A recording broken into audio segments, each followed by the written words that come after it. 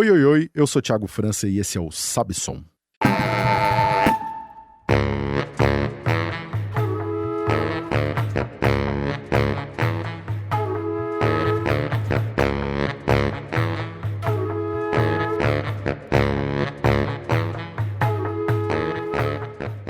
Sabe Som é um podcast e também um programa de rádio semanal dedicado a falar de música, arte, cultura e outros assuntos que orbitam o tema. Você pode ouvir na sua plataforma de streaming preferido ou toda sexta-feira às 10 da manhã na Rádio Brasil de Fato. Hoje, episódio número 56, o Sabe Som recebe o duo Imissível, formado pelo trompetista Amilcar Rodrigues e pelo baterista Guilherme Marques. Os dois, que são figurinhas carimbadas da noite paulistana, vêm hoje falar do trabalho solo deles como duo. E a gente vai falar muito sobre improvisação livre. Diferente até do free jazz, que muita gente já ouviu falar, a improvisação livre ela parte do zero, ela parte da improvisação total, da criação total do momento, com mínimos combinados, às vezes apenas alguns combinados verbais. E os músicos têm liberdade total para criar e interagir entre si, então demanda muita criatividade, muita escuta e muito desapego também, porque cada pessoa envolvida neste processo pode fazer o que ela bem entender e modificar o que as outras pessoas estão propondo ali na hora. Então, ouve aí o papo com o duo Imissível. Abrindo o papo de hoje, eu vou ler um trechinho do livro Música Errante, do Rogério Costa, que fala, tem o subtítulo de O Jogo da Improvisação Livre, que diz o seguinte: o ambiente da improvisação livre é como a vida. Nele os corpos sonoros se cruzam e não há função privilegiada. Ninguém é acompanhamento, ninguém é voz principal, ninguém é imprescindível e todos são imprescindíveis. Alguém parar de tocar, alguém tocar sem parar são elementos que constituem um ambiente. Geralmente se fala da improvisação como composição em tempo real e fala-se da composição como improvisação em tempo deferido. Nenhum nem outro. A improvisação implica um ambiente, a composição outro. Os corpos que povoam uma prática e outras são distintos. Como em uma máquina livre, eles mudam de função a toda hora, são outros a toda hora. E aí, contraditoriamente, imissível, que se refere a coisas que não se misturam, mas o som de vocês é totalmente misturado, uma coisa com a outra. Recebendo aqui Guilherme Marques, baterista, Amilcar Rodrigues, trompetista. E aí, vamos falar um pouquinho? Digam lá. É importante lembrar que o I do Imissível está entre parênteses. É muita explicação. Tem uma legenda, né? Mas é porque você falou que não se mistura. Vai meter essa de que o I é algarismo romano, que não sei o quê, que na verdade era uma... Não vai chegar lá. Acho que a ideia foi justamente... Quem dá o crédito aqui, quem sugeriu esse nome pra gente foi o Cuca Ferreira, o saxofonista. Uhum. Ele foi o produtor do nosso primeiro disco.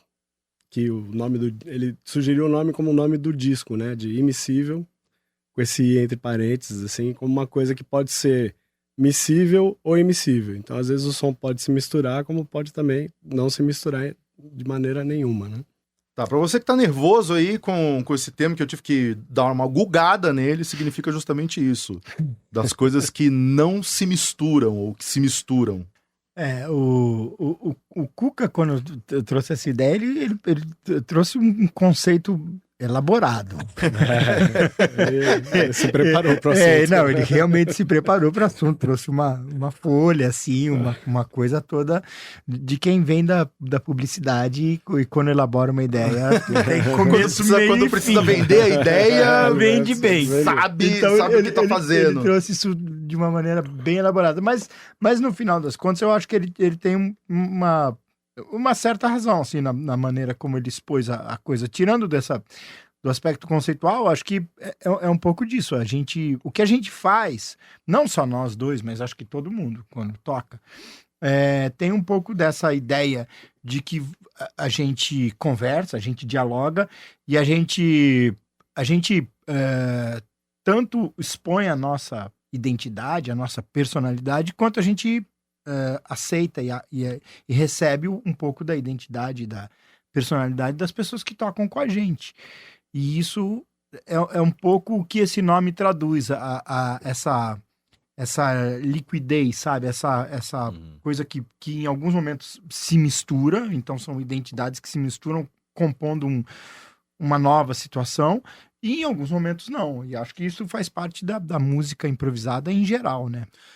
Para quem nunca tocou nada, e muito menos improvisação livre, eu acho que o grande mote de se fazer esse som é justamente o desapego total e o cancelamento de qualquer tipo de expectativa, predisposição, qualquer tipo de elaboração prévia que a gente pode fazer, porque tudo que você vai fazer vai ser interpretado pelo outro conforme o outro tá imaginando, tá ouvindo aquilo ali.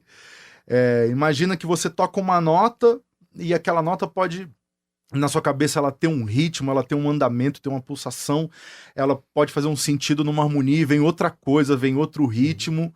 E assim, dentro dessa liberdade, é proibido parar e falar assim, não, aí por aí não. Não dá para consertar. Então, o desapego, eu acho que é a premissa fundamental de fazer esse som, de trabalhar com isso, né? Exatamente. Inclusive, a gente funciona muito como por um bom tempo, assim, depois que a gente institucionalizou o duo, né, vamos virar um duo mesmo de trompete e bateria, né? A gente se encontrava toda semana para tocar e ficava tocando junto na sala do Guilherme.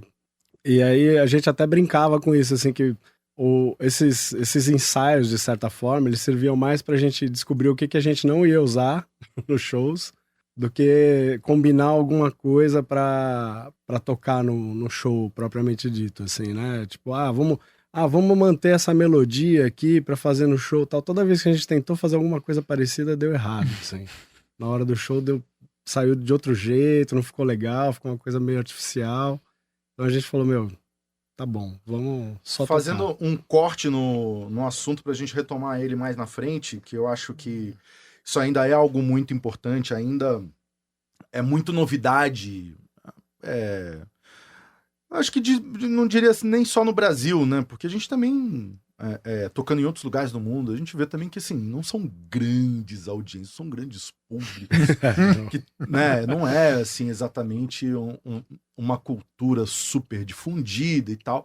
Embora, né, tem tempo que as pessoas estão fazendo isso, talvez tenha menos tempo que tenham dado esse nome para isso, né, formalizado isso dessa forma. Mas eu acho interessante a gente falar do caminho percorrido até chegar nisso, né? Porque, por exemplo, a gente aqui, nós três, a gente se conhece juntos e separados há muito tempo. Por exemplo, conheço o Guilherme desde 99, quando a gente era contemporâneo na Unicamp. E não era um assunto. Não. Definitivamente não era um assunto. Não era. Não era, e também acho que não tinha nem espaço, assim. Porque poderia não ser um assunto, mas poderia ser um lugar que tinha um espaço. Mas, ao que me parece, não era um lugar que recebia esse tipo de coisa. A gente, quando estudou lá... Não, a gente não recebia, e eu acho que não seria bem recebido também. Exato. Não tinha uma abertura para isso, né? Uhum. Acho que o que você falou é bem do que a gente vê hoje, é sintomático do que a gente vê. É uma coisa que... mais recentemente foi ganhando mais adeptos e mais gente interessada em ver, em saber, em ouvir e conhecer. Mas da nossa época, não, né? Ali na Unicamp... Mas eu acho que é até interessante isso, assim, né? Que é um tipo de linguagem que quando eu comecei a tocar mais por aí, assim, improvisação livre, entrar nos grupos que trabalha com esse tipo de coisa, que não faz tanto tempo também, sei lá, faz um pouco mais de 10 anos, assim, E aí eu comecei a ver que a minoria das pessoas que estavam fazendo esse tipo de som eram músicos profissionais ou músicos de instrumentistas, assim. Aí era sempre um cara que era artista plástico e tocava também alguma coisa, ou o cara tinha outra profissão, mas já tinha um certo nível no instrumento e gostava desse tipo de som, se interessava. né? E eu sempre sentia mais um certo preconceito dos músicos mesmo com isso. Sim. Assim. Fazendo um paralelo, eu acho que se a gente for pegar, por exemplo, a história das artes plásticas, se a gente for pensar, fazer um paralelo com pinturas, né? Chegou a humanidade, né? A humanidade como um todo, assim, chegou num ápice técnico de esmero e manualidade, que aí vai lá, há 500 anos atrás, o Michelangelo pintou lá a porra do teto lá da igreja, não sei o quê. E aí, assim, reproduzindo o negócio com tal perfeição que dali pra frente o que a gente faz, né? Pra onde a gente caminha. E aí, me parece que é um movimento natural a gente caminhar numa direção, talvez não oposta, mas um pouco divergente nisso, e de reconstruir, de procurar outros alicerces, outros pontos de referência, outros objetivos. Então, por exemplo, quando a gente vê pinturas, por exemplo, é isso, você vai ver, por exemplo, Picasso séculos depois daquela perfeição estética, né? E aí você vê aquelas linhas tortas e fala assim, mas nossa, o ser humano já pintou, né?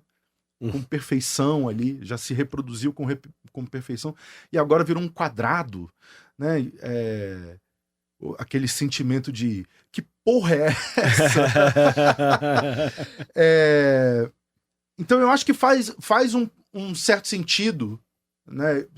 Especialmente eu, assim, eu que sou saxofonista, depois de ouvir Charlie Parker, Dexter Gordon e Sonny Rollins e toda aquela proeza técnica, eu acho natural pra mim, assim, falou assim, cara, os caras já fizeram isso, entendeu? Não preciso eu refazer, reafirmar. Então, partir para esse movimento de reconstrução, de desconstrução, onde outros elementos não técnicos, né, não da mecânica, vão ser importantes, né? A gente vai falar de textura, a gente vai falar de intenção, de dinâmicas e tal. Coisas que a gente não ouve falar no estudo formal, na faculdade, né? E aí eu acho natural também, né? Que você atraia esse interesse interdisciplinar de pessoas que trabalham com vídeo, com... Sim, total. Né, com literatura, né? Enfim, bom, já falei demais. Mas me parece que esse campo de improvisação livre, esse lugar de improvisação livre, é um dos poucos lugares em que a música oferece um encontro saudável, digamos assim, entre músicos treinados e músicos não treinados.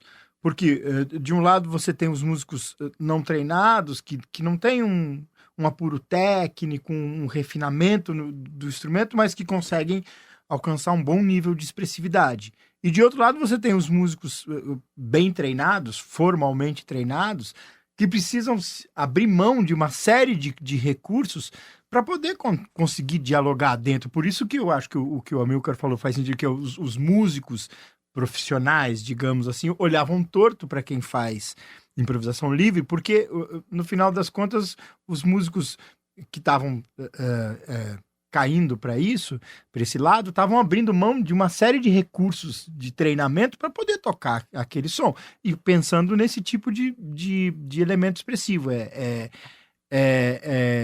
textura, sabe, tá abrindo mão de pensar em forma de música específica, abrindo mão de pensar em harmonia, em afinação. Quer dizer, a afinação vira uma coisa relativa no campo da improvisação livre, né? Então, eu acho que nesse sentido é um campo interessante, e é interessante o fato disso hoje em dia, de, sei lá, uns 10 anos para cá, 15 anos, isso ter formado novos públicos, né? E eu acho que isso é um aspecto importante. Mas, mas só retomando um pouquinho ainda, que eu queria que vocês falassem disso, assim, né, a gente se conhece há tempo, eu sei que, né, esse não foi o ponto de partida de ninguém aqui. Então, para entender, assim, da onde cada um saiu e qual foi o caminho e em que momento houve esse cruzamento, e em que momento isso chegou, e e veio, e porque isso complementa tudo que a gente faz, né? Sim. Ó, eu também conheço o Guilherme desde meio que dessa época aí, né? 99. Antes dessa época, nós antes, fomos né? pra Curitiba em 97, cara. Você Em lembra? 97 eu fui pra Curitiba, porque a gente tinha amigos em comum, assim, que tocava O o Rui, que Uhum. tocava baixo com ele e tal. Foi Barossi. O Rui Barossi, exatamente. Cara, eu na verdade eu comecei estudando mais formalmente no Conservatório de Tatuí, né? Eu fazia aula de trompete particular, aí meu professor saiu em turnê com o Djavan. Quem era o seu professor? Na época era o Valmir Gil. Tinha 2 professores nessa época, que era o Naor Gomes, que também toca com o Roberto Carlos, jazz sinfônica, um cara super ocupado. E aí o Naor, não sei o que ele foi fazer, ele falou, não, vai fazer aula com o Valmir Gil, que o Valmir Gil vai te ajudar. Aí fui lá fazer aula com o Gil falou, ó, seguinte, eu vou sair em turnê com o Djavan, agora eu vou ficar 4 meses fora, você... Aí ele... Se vira aí. Aí ele falou assim, meu, presta Tatuí lá, entra em Tatuí e tal. Aí eu comecei a estudar em Tatuí. Aí em Tatuí já tinha algumas coisas, né? Tinha lá, o Vinícius Dorim tava dando aula lá na época, né? Já tinha algumas coisas, um pessoal que gostava muito do Hermeto, eu comecei a ver esses sons mais diferentes, assim, que já me chamou a atenção.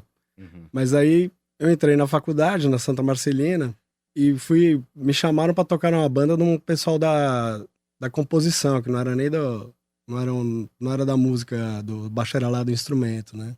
E lá na Santa Marcelina sempre teve uma linha forte de música contemporânea, assim. Tinha os professores lá, o Flô Menezes, o Rogério Costa, o Mesquita. Eles todos tinham essa coisa de aplicar muita música contemporânea na galera da composição. O pessoal gostava muito disso. Eu fui tocar nessa banda que chama Projeto B, que aí esses caras começaram a me mostrar esse tipo de coisa e a gente fazia muita adaptação de música contemporânea para meio que um sexteto de jazz, assim. E no meio disso começaram a falar assim, não, essa parte aqui vamos fazer uma improvisação livre. E eu sempre achei também, nesse começo eu tinha bastante preconceito com isso também. Porque tem essa coisa de pô, você luta tanto pra entrar nesse padrão, né? Pra conseguir tocar tudo certinho. Pô, agora eu tô conseguindo fazer os negócios aqui. E aí, de repente, vem um cara e fala pra você, não, cara, não é nada disso. Você faz uns barulhos aí, não sei o que e tal. Aí você fala, pô, mas... E aí eu fui entrando nessa, mas aí, cara, no fundo, assim, com o decorrer da vida, assim, esse foi o lugar que eu me achei, assim. Esse, tipo, é um dos lugares que eu me sinto em casa, assim, tipo... Mais do que tocando, tipo, o repertório de jazz, assim, né? Eu tenho mais identificação com improvisação livre do que com coisas mais standard, né? Então, aí foi meio que assim, aí hoje em dia estamos aqui com o duo aqui. Mas o Guilherme, a gente começou a tocar junto mesmo no Música de Selvagem, né, Gui? Que era uma experiência Que era uma experiência que tinha elementos de improvisação livre também. Eu vim do mesmo lugar que você estava falando, da Unicamp do fim dos anos 90, né? E também era a mesma perspectiva que o Amilcar, assim, de estudar, de aprender o instrumento formalmente, de conseguir se inserir no mercado tocando música, tendo como ídolos os caras que a gente sempre ouviu, improvisadores que a gente sempre ouviu, e, enfim. E aí, no começo dos anos 2000, foi tocando com A Deriva, que a gente começou a experimentar algumas coisas e começou, nos primeiros discos, a gente gravou algumas coisas com improvisação livre e tocando ao vivo a gente fazia muita coisa com improvisação livre. E foi um processo um pouco parecido assim com o do Amilcar. E aí, um pouco depois, eu conheci o Célio Barros, que era uma figura de referência assim da improvisação livre em São Paulo, já desde o começo dos anos 90, né? E eu comecei a tocar com o Célio, acho que foi lá por 2004, 2005. E, curiosamente, eu conheci o Célio tocando no All of Jazz. Que não é, definitivamente não é. Definitivamente o não lugar é da improvisação livre. É um lugar de outras coisas. Mas a gente se conheceu tocando com um pianista, tocando standard. Mas a gente se deu bem, muito bem, assim. E aí ele começou a me chamar para gravar no estúdio dele, com as coisas da gravadora dele, a PMC.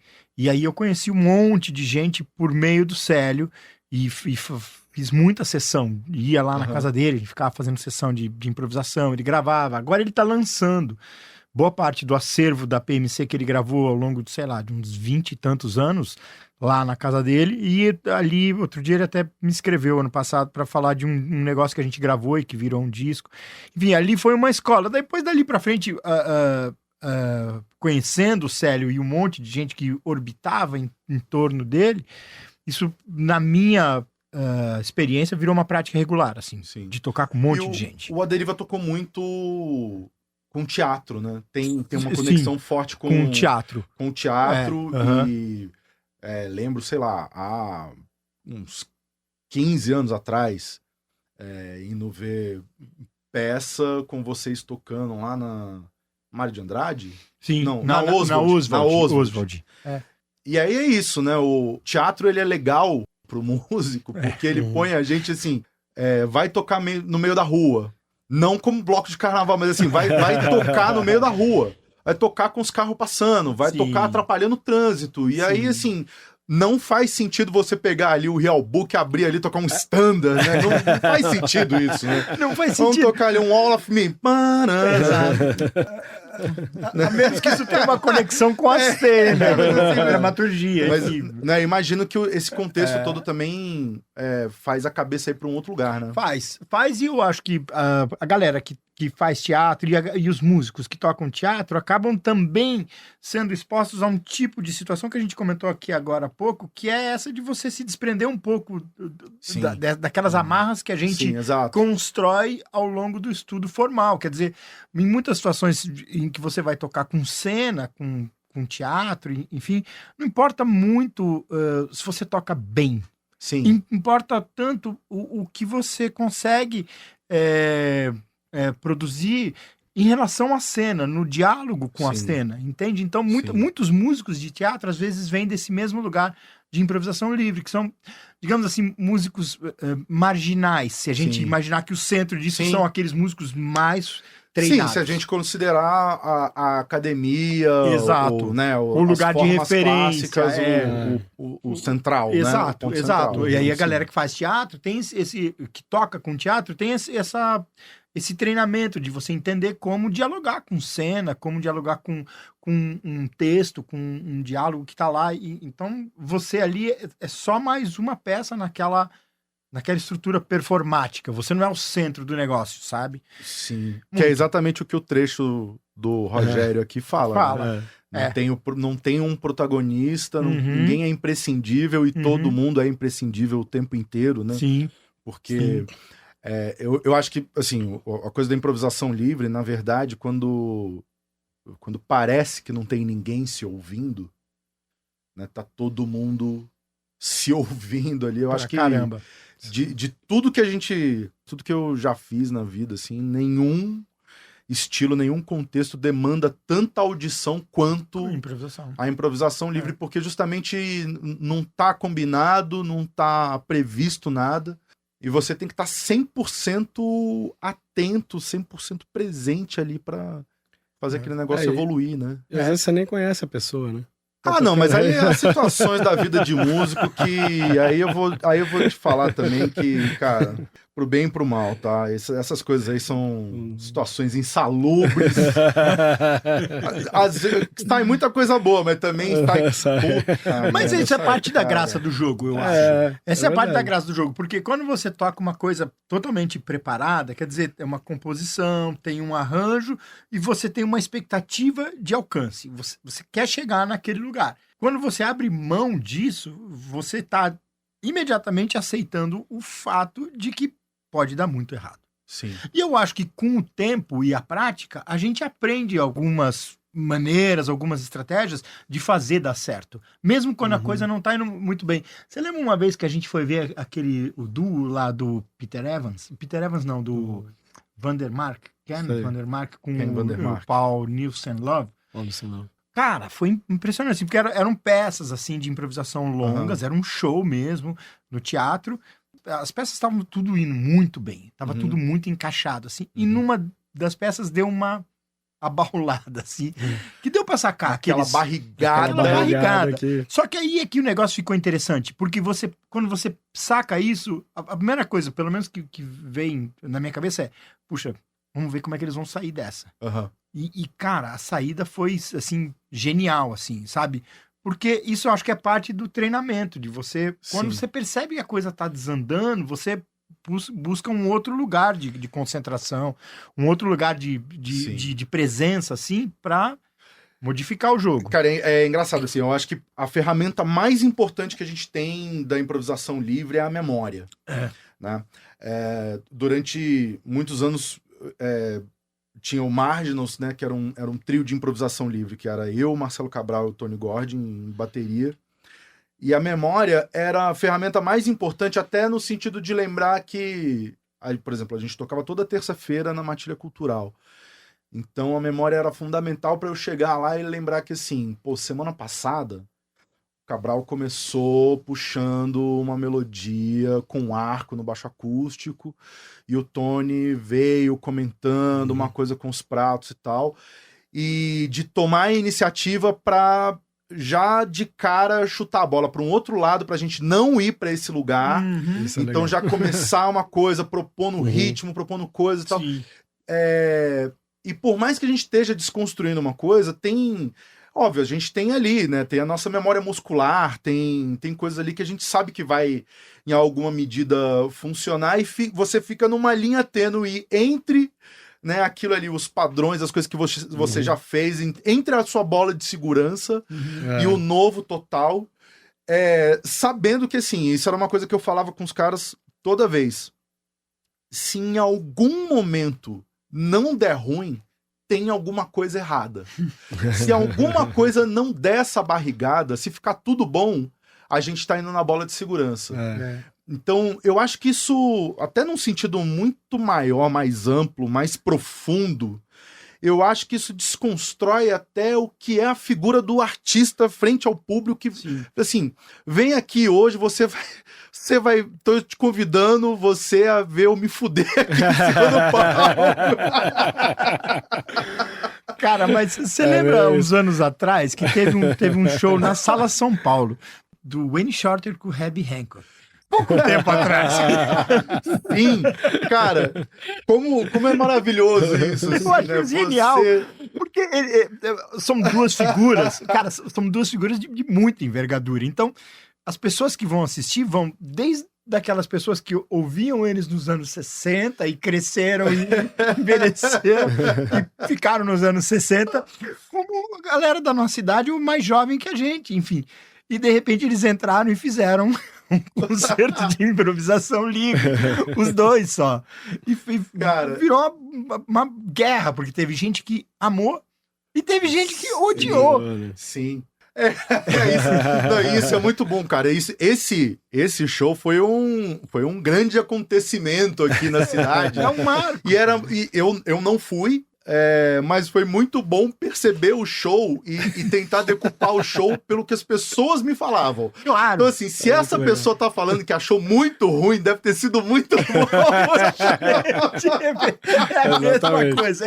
Se esse cara não entendeu nada, se ele tá falando, os caras ficaram lá só fazendo barulho, não sei o que. Eu falei, cara, o show foi bom pra não caramba. acredito que eu perdi isso. É muito bom, cara. Mas o que eu acho mais interessante disso tudo é você notar que são duas figuras, assim, de ponta, assim, com uma carreira absolutamente consolidada e que se colocam nesse lugar de risco mesmo, porque envolve um risco mesmo para esses caras que têm muita... Muito. Assim, são muito consolidados, mas os caras vão e fazem. Ainda mais pra eles, né? Assim, que é um cara que todo mundo imagina o Herbie Hancock, que tem um dos discos mais vendidos da história da música instrumental, que provavelmente tinha gente lá que conhece ele porque algum rapper sampleou alguma coisa do Red Hunter. É verdade. E aí, puta, chegou lá e viu um show de improvisação livre, né, cara? Que loucura. Eu achei muito bom, Isso sensacional. Isso realmente, cara. Assim, isso é a quebra de expectativa levada ao extremo. Eu achei genial. E assim, a gente falando disso, e aí já pegando também uma coisa que o Amilcar falou aqui meio de passagem, de que quando vocês se encontravam para ensaiar e tal, tinha mais a função de entender o que não fazer, o que tirar da sacola, né? O que eu vou tirar da minha sacolinha ali de ferramentas para levar pro palco e tal. E aí tem uma outra coisa que aí eu percebo, assim, eu percebo que existem escolas de improvisação livre muito diferentes e que a improvisação livre ela serve também como ferramenta para muitas coisas. Talvez não seja um disco inteiro, um show inteiro de improvisação livre, mas isso pode acontecer um momento dentro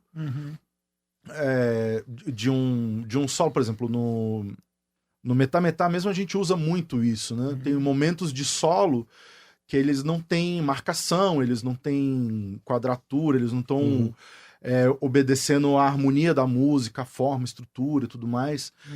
Porque, obviamente, aí eu já tô querendo enviesar essa pergunta, porque eu sei que, por exemplo, dentro de uma escola mais europeia, existe a negação extrema de tudo que parece dar suporte à canção.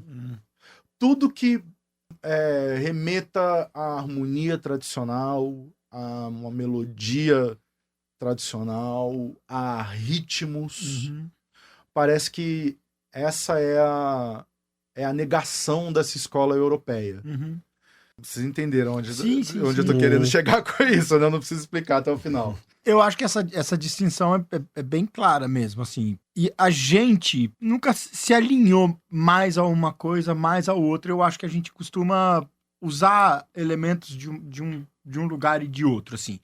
E jamais houve entre nós, assim, e entre muitos trabalhos, assim, que eu fiz com improvisação livre, esse tipo de situação de negações, assim, ou de restrições.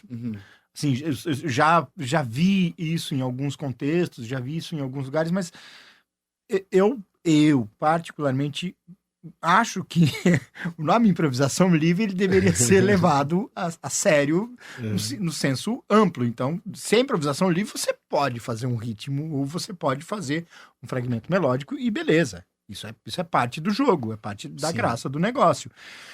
Eu particularmente tenho dificuldade de lidar com esses lugares em que as restrições começam a limitar um pouco o campo de expressividade. E a gente costuma trabalhar com essa possibilidade. Enfim, se tem um groove, se isso se gera um groove ou se gera uma situação melódica que remete a um modo, uma situação que remete a alguma coisa que se aproxima da canção ou da música no senso clássico, beleza, tá ótimo. Isso é bonito, isso tem expressividade. Então, para nós, esse não... A gente nunca pensou nisso como uma limitação, assim. Também eu nunca me apeguei muito.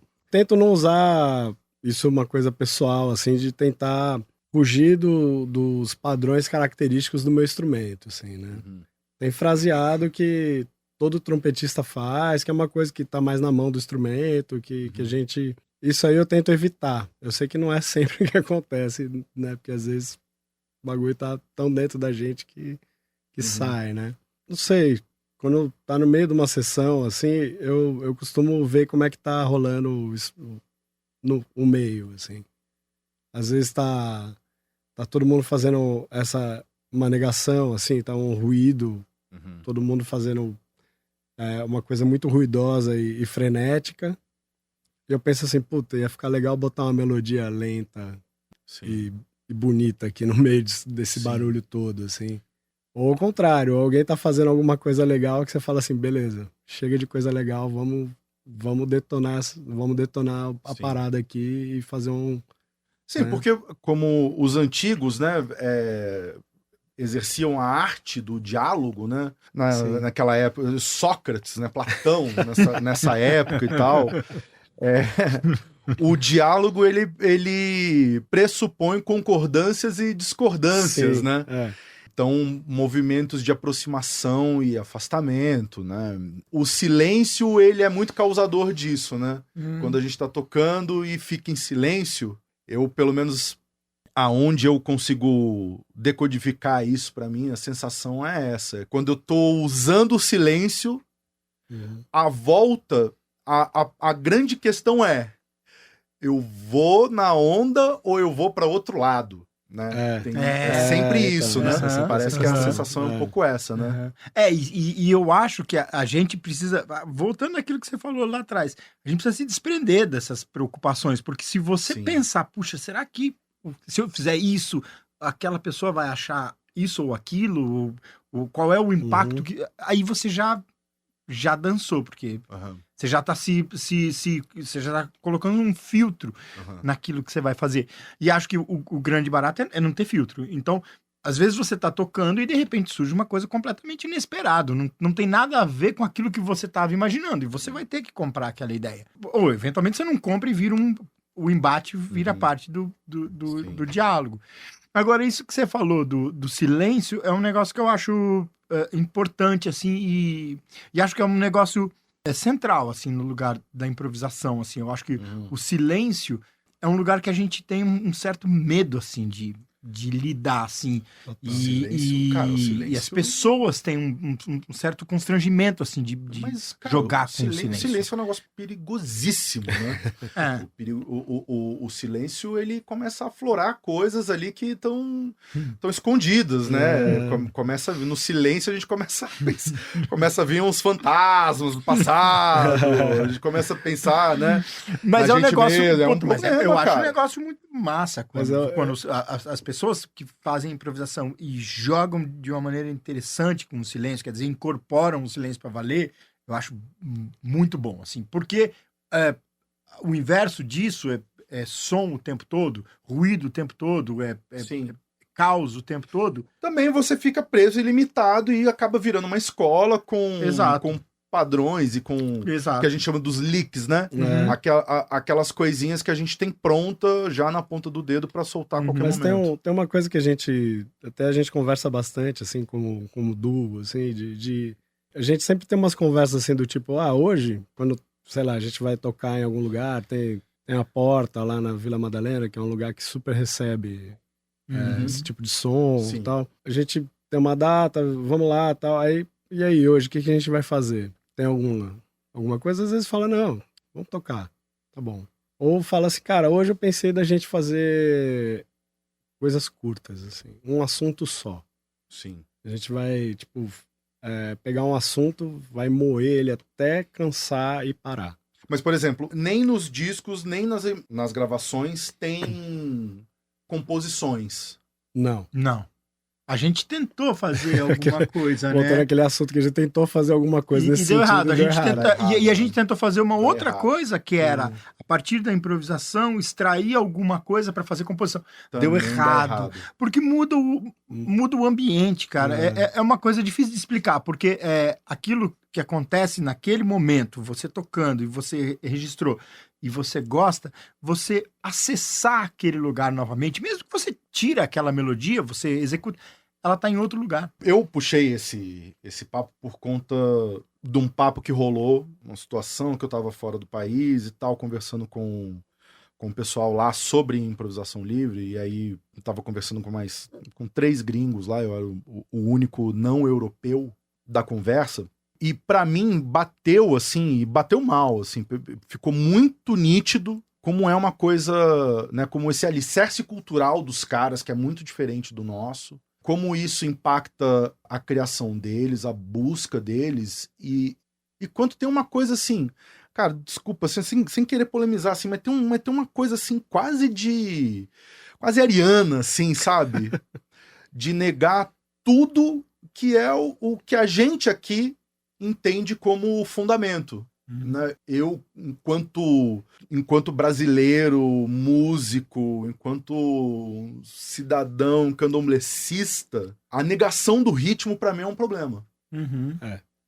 É uma coisa de identidade muito forte para mim, uma ligação muito forte, que para mim muita coisa eu topo abrir mão. Eu topo abrir mão justamente das coisas europeias. Sim. Eu topo abrir mão da estrutura, da forma, da harmonia, da afinação.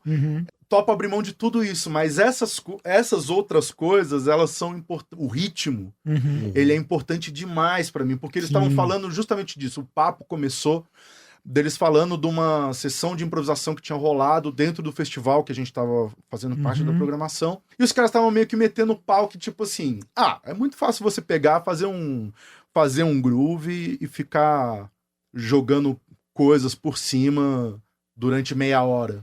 E a gente sabe que fazer um groove bom não é nada fácil. Tá bem longe de ser fácil. Se tem uma coisa que é difícil, é isso. O famoso então faz aí. Né? Então, nesse sentido, assim, que eu puxei esse papo, né? Porque eu sinto muito essa coisa. E aí, aonde a gente encontra isso, né? Por exemplo, se a gente for pegar a obra do Coltrane, que ela não é exatamente da improvisação livre, total, né? Às vezes tem um fragmento, né? Às vezes tem um pontinho ali de combinado que vai se desenrolar numa coisa toda. E por mais desconstruído que seja, você, por exemplo, pegar um disco como Ascension, do Coltrane, por mais desconstruído que seja, tem uma matriz melódica e tem um pulso muito presente ali. Não tem um ritmo explicado, mas você sente que tem uma coisa ali de pulsação, né? De querendo trazer essa sensação do ritmo, por mais que ele não esteja presente propriamente dito. Agora, você perguntou o negócio da composição, eu lembrei de um som que a gente ouviu bastante quando a gente... Lembra que eu mandei pra você do Codona? O Codona, que era com o Naná Vasconcelos, Don Cherry e o Colin Walcott. E é difícil de...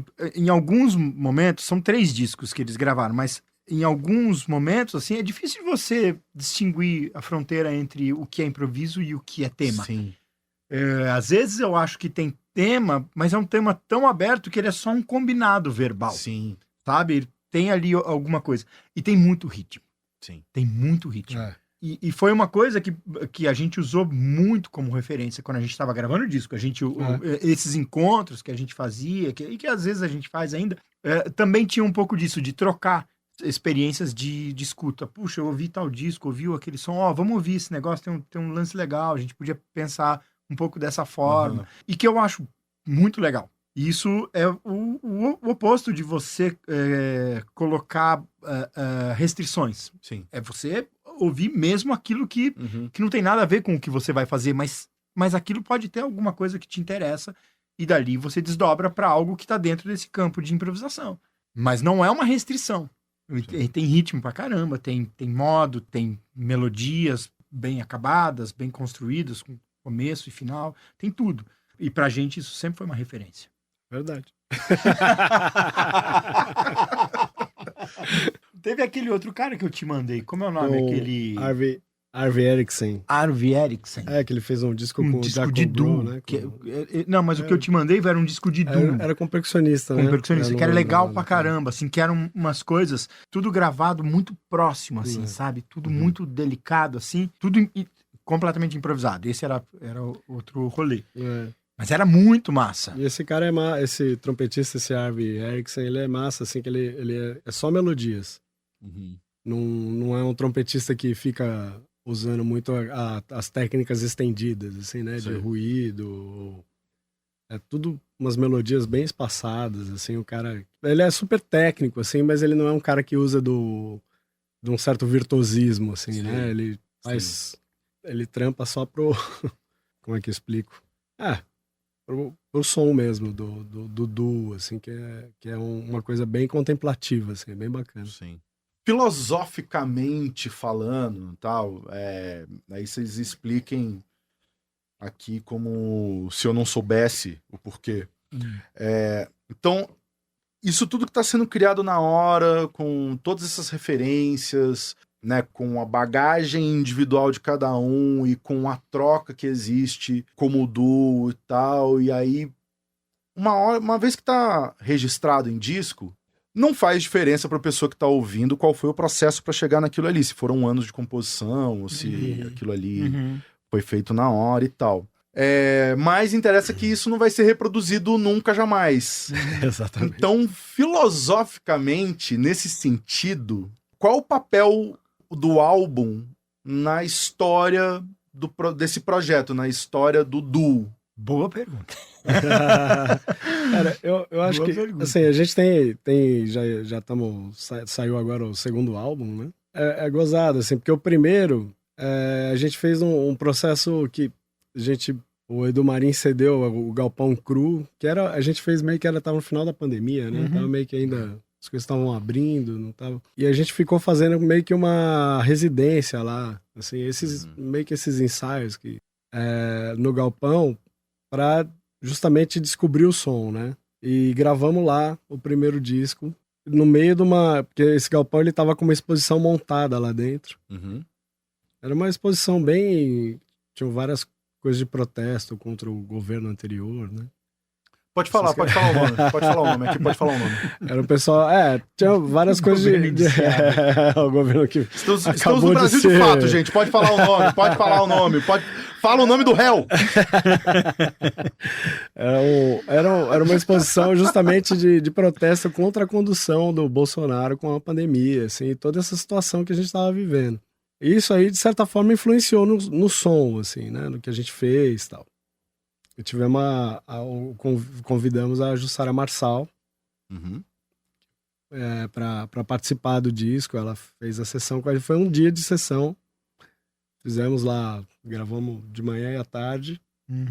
Com o Rô, né? Com o Rô Fonseca que gravou a gente, o Cuca Ferreira que produziu. Tal. E o Marquinhos filmando. E Marcos Vilas Boas. Então, acho que é como aquela velha história, né? Uma fotografia, né? Do disco. O disco é a fotografia daquilo que a gente fez ali aquela hora. Mas é interessante mesmo, né? Você fala assim, pô... Eu assim, pensando na sua pergunta, assim, Só pra entender, porque assim, eu fiz essa pergunta porque quando a gente fez o disco do Marginals, as pessoas falavam assim, pô, e aquela lá, vocês não vão tocar aquela lá? Eu falei, não é assim que brinca disso. Não é assim, exatamente. Exatamente. Mas você sabe que eu não saberia responder isso se você tivesse feito essa pergunta antes da gente gravar aquele disco, ou saberia responder por outros caminhos. Mas em relação a nós, como duo, eu acho que o importante de registrar é porque uma vez que você registrou, você tem que fazer outra coisa.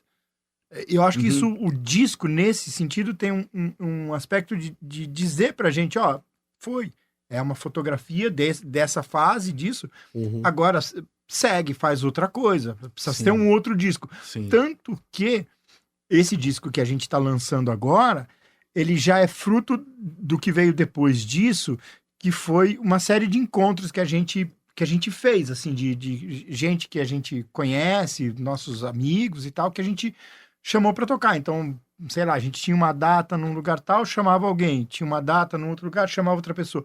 E foi chamando pessoas.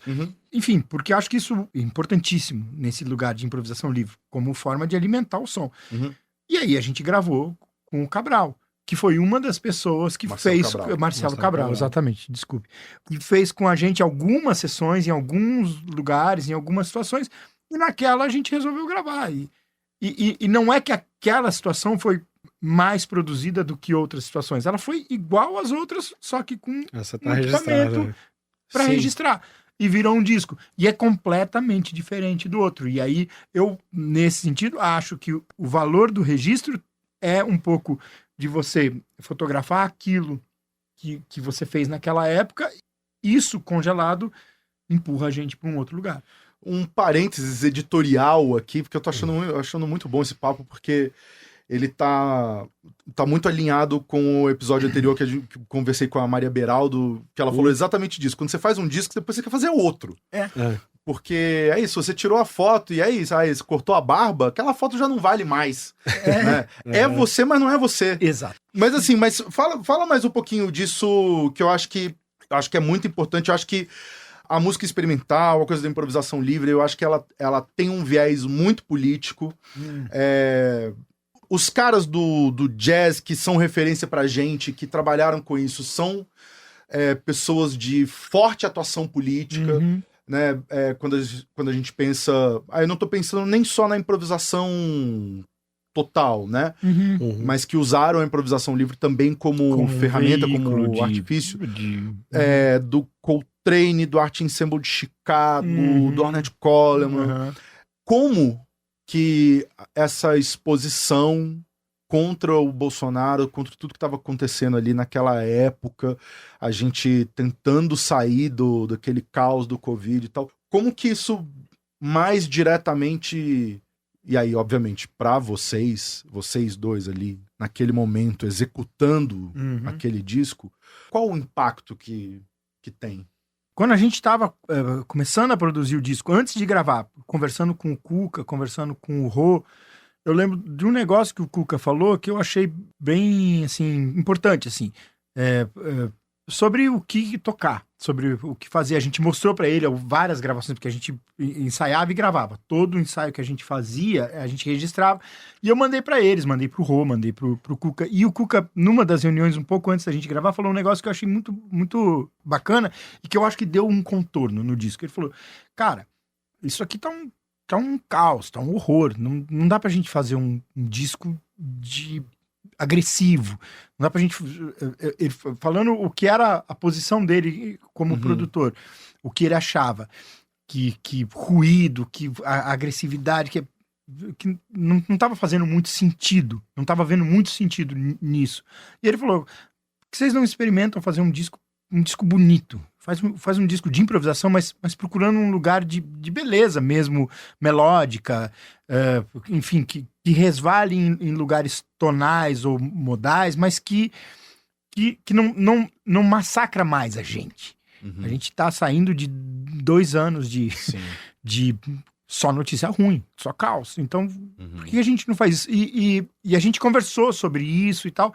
Não é concreto isso, como isso se transforma em música, mas isso se transformou de alguma maneira. Porque o disco tem muitas curvas melódicas, longas, contemplativas e tudo improvisado. Então eu acho que isso é uma reação àquele momento. Não era uma reação no sentido de enfrentamento, de agressividade, de um protesto combativo, mas era uma forma de dar, sei lá, uma outra perspectiva, de criar um outro ambiente. Através de um lugar sonoro mais palatável, dentro do campo da improvisação. Essa é uma lembrança que eu tenho. E uma coisa que você falou agora sobre isso no arco histórico assim do jazz, eu me lembro de conversar com o Bob White sobre isso, e ele falou assim para mim, porque ele é dessa época. Ele falou Bob que é baterista, né? Bob White. Aliás, depois você me conta por onde anda Bob White. Ele chegou no Brasil no começo dos anos 80, mas viveu a década de 60 e 70 nos Estados Unidos. E conversando sobre isso, sobre free jazz, uma coisa que ele me falou no senso político da coisa, o free jazz é uma reação. Sim. É uma reação. Em grande parte, ele é uma negação de toda a estrutura que se consolidou até o finalzinho dos anos 50, estrutura musical, mas é também uma reação política, um manifesto de abertura, de expressão da cultura negra de uma outra forma, que não é aquela consolidada no bebop, no hard bop, sabe? Então tem uma coisa da expressão política, tanto dentro do campo artístico, do campo musical, quanto do contexto mais amplo, né, da sociedade. Isso eu acho interessante ver nesses artistas, porque não é uma construção, uma reconstrução, uma desconstrução só sonora, né? Do papel do artista também dentro do meio que ele tá e tal. Inclusive, talvez, muito provavelmente, quando esse episódio for pro ar, eu já vou ter ido no cinema assistir um documentário que tá passando, que é o Trilha Sonora para um Golpe de Estado. Quero ver. Porque pela sinopse que eu li, pelo que já vieram me contar, tem isso. Tem um uso político do jazz tradicional. Tem os Estados Unidos mandando Louis Armstrong pro Congo para aplicar um golpe de Estado, para assassinar o presidente logo em seguida. Então, a gente olhar pra coisa sem entender esse contexto histórico e tal, a gente pode estar perdendo muita coisa, né? Muita coisa. Muita coisa, eu acho. Eu acho que a gente fatalmente perde muita coisa. E eu, assim, tenho um pouco a sensação de que esse lugar de onde a gente veio ali, da música instrumental brasileira, é muito diferente. E nesse aspecto ele é muito diferente do jazz. Eu acho que o jazz sempre incorporou o campo político. né? Alguns artistas mais, outros menos. Sim. E eu tenho a impressão que a música instrumental brasileira sempre fugiu um pouco disso. Foram poucos os artistas que se colocaram de uma maneira política mais contundente. A galera de música instrumental, eu tenho sempre a impressão de que sempre foi um pouco escorregadio, assim, sabe? Sim. Era um papo muito... É música. Tudo é música. Tudo é música, né? Sabe? E no jazz isso não. No jazz isso sempre virou enfrentamento mesmo. São contextos diferentes, né? A gente pensar também numa produção mais prolífica da música instrumental durante a época da ditadura, né? Inclusive, a ditadura financiou muito disco de choro, né? Porque, assim, pelo menos eles não estavam falando nada que a gente não estava entendendo. Mas é muito louco isso, porque a música, sendo ela instrumental, ela não tem um discurso direto, sabe? A canção tem uma força muito grande por causa disso. Ela literal, né? É literal. Ela pode dizer com precisão alguma coisa. E pode ser também incorporada de diferentes formas. Mas a música instrumental, se o artista não se posiciona, a música dele pode não dizer nada. Sim. Sabe? No senso político, né? Pensando dessa maneira, assim. Então, o que eu vejo é que muitos dos artistas americanos tinham essa do free jazz, tinham, além de tocar de uma forma de protesto, tinha o discurso direto mesmo, a fala, a posição, né? A maneira como se colocava na sociedade. Eu acho que isso é relevante. Esteve conosco aqui durante esse papo esse belíssimo print serigrafado do Antônio Bob, que ele fez uma série pra Charanga, tá indo pra casa do Amilcar hoje. Manos, é isso. Considerações finais aí, que tem alguma coisa no forno, alguma coisa pra rolar. Mas não por tem enquanto, nada não. ajustado, né? A gente ainda não Mas tem o disco que tá aí. O disco que tá aí. O disco se chama Ao Vivo no Centro da Terra. É desse ano? É desse ano? Saiu agora, foi gravado no ano passado. E que já tá nas plataformas, enfim, tá em todos os lugares. Pela YB, né? Nós gravamos junto com o Marcelo Cabral. Quem mixou foi o Ivo Ursini. Mixou e masterizou. Ivo do Projeto B, né? Isso. E em breve a gente deve fazer alguma coisa relacionada a esse disco. Que, novamente, vai ser essa é outra pergunta que caberia Como é que você lança um disco e você não vai tocar o disco? Está curioso? Compareça no show e descubra você por você mesmo. Então, em breve a gente deve fazer alguma coisa desse disco pra lançar, que eu acho que é mais uma celebração e é uma porta de abertura para um outro lugar que a gente não sabe qual é. Maravilha, manos. É isso aí. Muito obrigado pela presença de vocês e nos vemos um prazer. Muito em breve por aí. É isso aí, episódio número 56, esse papo que rolou bem livre com o duo imissível do Amilcar Rodrigues e do Guilherme Marques. Sabe Som tem roteiro, trilha e apresentação minha, Thiago França. A direção é da Camila Salmásio, a produção Letícia Holanda, direção de imagem José Eduardo Bernardes. Trabalhos técnicos de Adilson Oliveira e a identidade visual é do Rafael Canoba. No Brasil de Fato, a coordenação de redes sociais é da Rafaela Cury, a coordenação de rádio e TV da Muniz Ravena e a direção executiva é da Nina Fidelis. Confere aí que todo episódio, este também, gera uma playlist com os artistas, discos e sons que foram rolando durante o papo. O link tá na descrição do podcast no seu player preferido. É isso aí, valeu e bons sons.